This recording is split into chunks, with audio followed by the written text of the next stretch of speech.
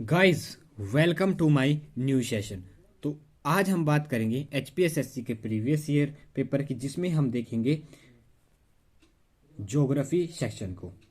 Geography section के question को हम डिटेल से डिस्कशन करेंगे। अगर आपने इससे पहले वीडियो नहीं देखी है तो चैनल पर जाइए, वहाँ पर आपको ज्योग्राफी, हिस्ट्री, इकोनॉमिक्स, पॉलिटी और एचपीजी के सभी सेक्शन की प्लेलिस्ट अवेलेबल हो जाएगी, जहाँ पर हमने पहले क्या डिस्कशन करे हैं सेशन को। ठीक है। अगर ये आपके आने वाले एग्जाम, जितने भी एग्जाम है, JOA, sub inspector, JBT commission, TGT commission और यहाँ तक कि टीजीटी आर्ट्स स्पेशल, और यहाँ तक कि आपके पास जो आने वाला एग्जाम है पटवारी, उसके लिए भी आपके पास बेनिफिशियल है। हर एक क्वेश्चन को हम डिटेल से देखेंगे। अगर आपको वीडियो इन्फॉर्मेटिव लगती है, वीडियो को लाइक कीजिए, चैनल पर नए हैं तो चैनल को सब्सक्राइब कीजिए। तो बढ़ते हैं अपने पहले क्वेश्चन की ओर। पहला क्वेश्चन है हमारे पास, the gulf of Mannar is situated along the coast of, यानी कि जो हमारे पास किसके तट पर मन्नार की खाड़ी स्थित है। तो ध्यान रखना आपने, मन्नार की खाड़ी किसके स्थल पर स्थित है, ये ध्यान रखना आपने। ये हमारे पास तमिलनाडु के तट पर स्थित है। ध्यान, ऑप्शन नंबर ए हमारे पास करेक्ट आंसर हो जाएगा। गल्फ ऑफ मन्नार कहाँ पर स्थित है और इसी में क्या लाई करता है, ध्यान रखना है आपने, इसी में क्या लाई करता है, पाक स्टेट लाई करता है। ध्यान रखना है आपने, पाक स्टेट गल्फ ऑफ मन्नार में लाई करता है। और ये किसको किसके बीच में है, तमिलनाडु और श्रीलंका के बीच में है, आपने ध्यान रखना है। बात आती है केरला। केरला के तट को क्या बोला जाता है, ध्यान रखना है आपने, कोंकण। ठीक है, इसके तट को कोंकण कोस्ट के नाम से जाना जाता है। कोंकण कोस्ट के नाम से इसलिए यहाँ पर कोंकण रेलवे बढ़ती है महाराष्ट्र और केरला के तट के पास, और इसको कुछ गोवा का पार्ट भी आता है। कोरोमंडल तट कहाँ पर बोया जाता है, कोस्ट कहाँ पर पाई जाती है, ये तमिलनाडु वाले रीजन में पाई जाती है। ठीक है, तमिलनाडु वाले रीजन में। बात आती है, अब आपके पास बात कर लेते हैं द्वीप की। द्वीप यहाँ पर पाया जाने वाला, बंगाल की खाड़ी में पाया जाने वाला द्वीप कौन सा है, अंडमान निकोबार द्वीप समूह बंगाल की खाड़ी में स्थित है, आपने ध्यान रखना है। इसमें क्या है, आपके पास करीब 247 टापू स्थित है, 247, जिसमें निकोबार में 19 द्वीप स्थित है, आपने ध्यान रखना है। और बात आती है, इसमें एक स्टेट पड़ता है कोक जलमार्ग, यानी कि कोक स्टेट जिसे क्या कहा जाता है। ये किसके साथ जोड़ता है, ये म्यांमार के, इंडिया को म्यांमार के साथ जोड़ता है, ये भी आपने ध्यान रखना है। कोक स्टेट इंडिया को म्यांमार के साथ जोड़ता है। और इसकी जो अंडमान निकोबार है, इस द्वीप समूह की सबसे ऊंची चोटी है जो, वो है हमारे पास सैडल पीक। सैडल पीक कहां पर है, ये उत्तरी अंडमान में है। ध्यान रखना है आपने, उत्तरी अंडमान में है। और इसकी हाइट मैं लिख देता हूं, इसकी है 738 मीटर। ध्यान रखना है आपने, 738 मीटर इसकी हाइट है। ये भी आपने क्वेश्चन है, ध्यान रखना है। ठीक है, अब बढ़ते हैं इसके बीच में, जो आपके पास इसके बीच में चैनल आते हैं, यानी कि आपके पास 8 degree channel, 8 degree channel Maldives और मिकोय के बीच में है। मिकोय कहाँ पर है, ये आपके पास, ये हमारे पास पड़ता है लक्षद्वीप में, इधर वेस्टर्न घाट की तरफ। ठीक है, ध्यान रखना है आपने। उसके बाद आता है 9 डिग्री 10, 9 डिग्री चैनल करावती और मिनकोय के बीच में मध्य पड़ता है। मिनकोय ये भी कहाँ पर है, ये कहाँ पर है, ये अंडमान लक्षद्वीप द्वीप समूह में पाए जाते हैं। करावती किसकी, लक्षद्वीप की राजधानी है, ध्यान रखना है आपने।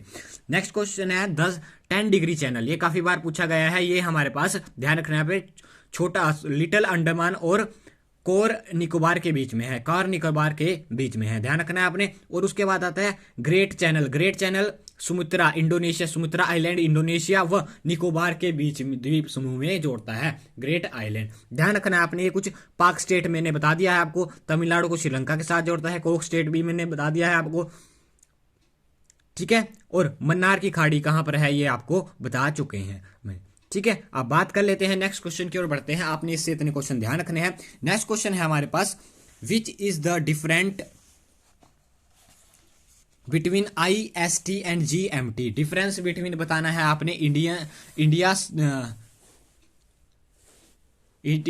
स्टैंडर्ड टाइम यानी कि ISD और ग्रीनविच मीन टाइम। इसकी फुल फॉर्म भी आपसे पास कई बार पूछी गई है। ये इसकी फुल फॉर्म है इंडियन स्टैंडर्ड टाइम, और GMT की फुल फॉर्म है ग्रीनविच मीन टाइम। ठीक है, इसके बीच में आपको डिफरेंस बताना है, तो ध्यान रखना है, इसका होता है 5.5 आवर, यानी कि ऑप्शन नंबर बी हमारे पास 5 आवर और 30 मिनट इसके बीच में डिफरेंस होता है। अब बात कर लेते हैं हमारे पास, जो हमारे पास जो अंतर्राष्ट्रीय जीएमटी, अंतर्राष्ट्रीय तिथि रेखा है, यानी कि इंटरनेशनल डेट लाइन, उसे क्या कहा जाता है, उससे को कहा जाता है 180 डिग्री।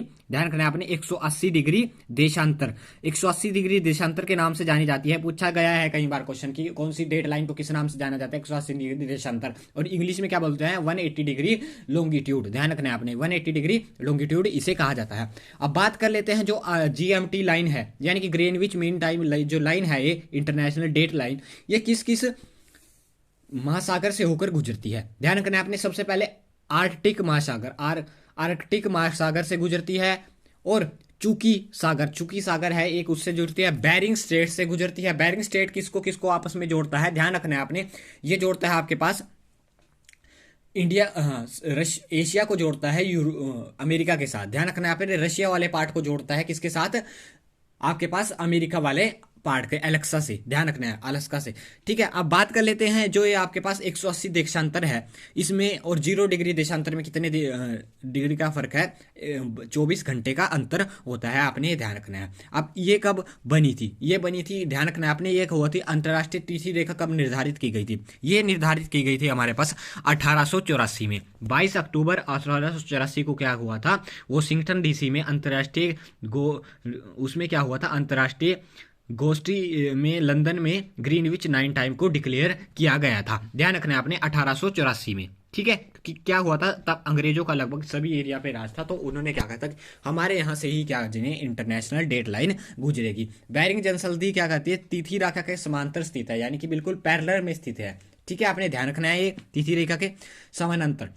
ठीक है, अब बात कर लेते हैं ISMT, यानी कि इंडियन स्टैंडर्ड टाइम की। इंडियन स्टैंडर्ड टाइम क्या होता है आपके पास, ये कितनी डिग्री पर है, ये हमारे पास 82.5 डिग्री, यानी कि 82.5, यानी कि 82.5 डिग्री पूर्वी देशांतर में, ईस्ट लॉन्गिट्यूड में। ठीक है, और ये कहाँ से गुजरती है, इंडियन स्टैंडर्ड टाइम, ये लाइन कहाँ से गुजरती है, ये लाइन गुजरती है आपके पास इलाहाबाद के निकट मिर्जापुर से, ये लाइन गुजरती है। ये क्वेश्चन भी काफी बार पूछा गया जा चुका है एग्जाम में। ठीक है, आपने ध्यान रखना है। और ग्रीनविच एक प्लेस है कहाँ पर, यूनाइटेड किंगडम में, यानी कि ध्यान रखना है आपने, लंदन यानी कि इंग्लैंड में। ठीक है, आपने ध्यान रखना है। नेक्स्ट क्वेश्चन है हमारे पास, the highest peak of Nilgiri. तो हाइएस्ट पीक ऑफ नीलगिरी कौन सी है, ध्यान रखना है आपने, हाइएस्ट पीक है जो नीलगिरी की, वो है हमारे पास, इसका जो करेक्ट आंसर हो जाएगा वो हो जाएगा हमारे पास, ध्यान रखना है आपने, डोडा बीटा, ऑप्शन नंबर बी हमारे पास करेक्ट आंसर हो जाएगा। और ये हमारे पास दक्षिण भारत की दूसरी सबसे बड़ी, सबसे ऊंची, ध्यान रखना है आपने, दक्षिण भारत की दूसरी सबसे बड़ी,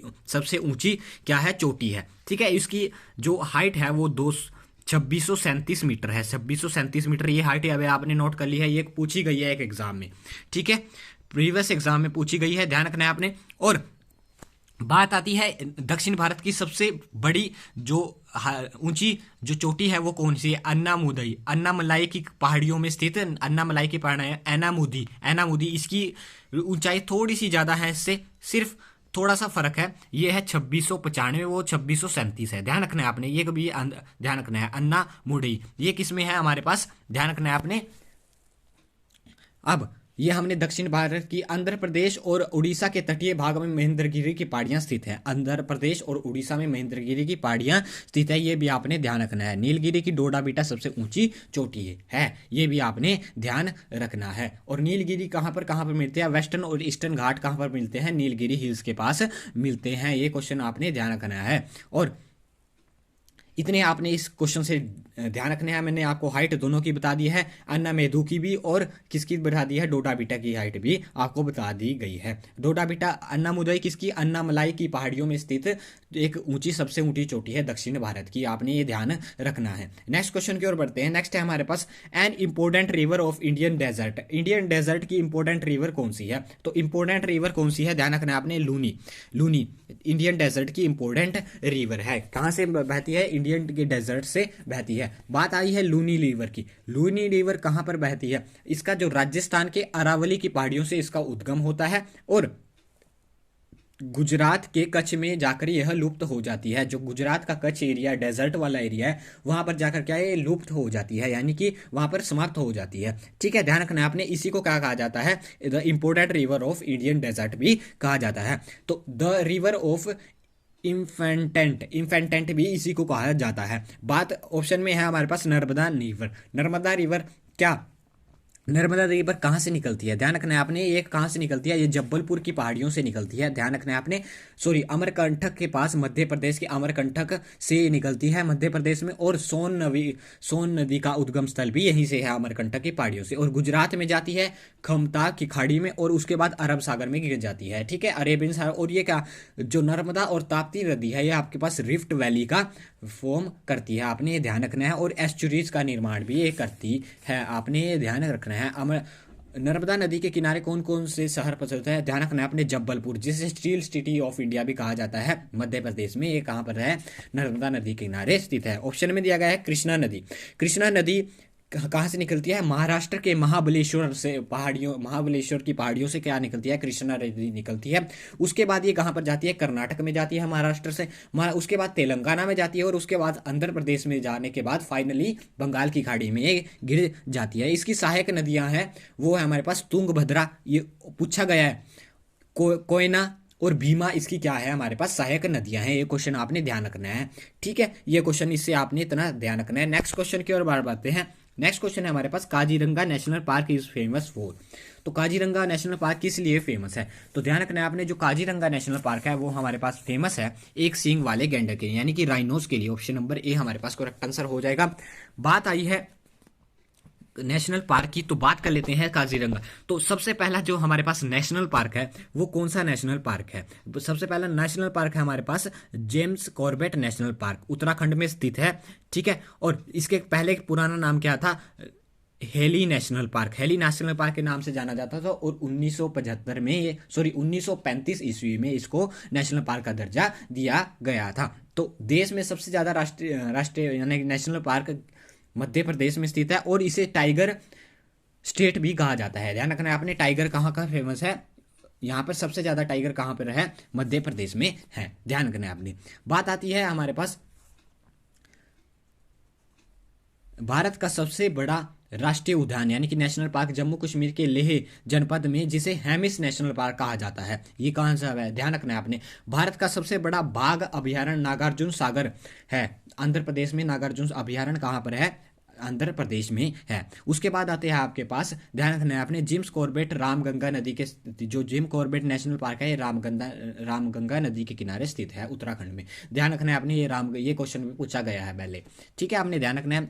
और उसके बाद आती है आपके पास सबसे ज्यादा जो आपके पास अभयारण्य है यानी कि वाइल्ड लाइफ सेंचुरीज है, वो कहाँ पर स्थित है, वो है हमारे पास, ध्यान रखना है, अंडमान और निकोबार में स्थित है। उसके बाद आता है आपके पास, ठीक है, उसके बाद आता है आपके पास आपके पास भितरकनिका नेशनल पार्क, ये कहाँ है, उड़ीसा में स्थित है, ठीक है। और ये किसके लिए फेमस है, ये हमारे पास मैंग्रोव वन, जो मैंग्रोव फॉरेस्ट है उनके लिए प्रसिद्ध है, ध्यान रखना है आपने। और एक आता है आपके पास राजस्थान के भितरकनिका नेशनल पार्क, भरतपुर में केवल देव नेशनल पार्क, ये कहाँ है, ये इसको पक्षियों का स्वर्ग भी कहा जाता है, ये आपने ध्यान रखना है। और बात आता है विश्व का एकमात्र तैरता हुआ फ्लोटिंग नेशनल पार्क कौन सा है, काबुल लामझाओ, कहाँ पर है, ये मणिपुर में है। और ये हिरण के लिए वहां पर फेमस है, वो इसकी आकृति कैसी दिखाई देती है, एक नाचते हुए हिरण की तरह दिखाई देती है, और ये फ्लोटिंग करता रहता है, तैरता हुआ नेशनल पार्क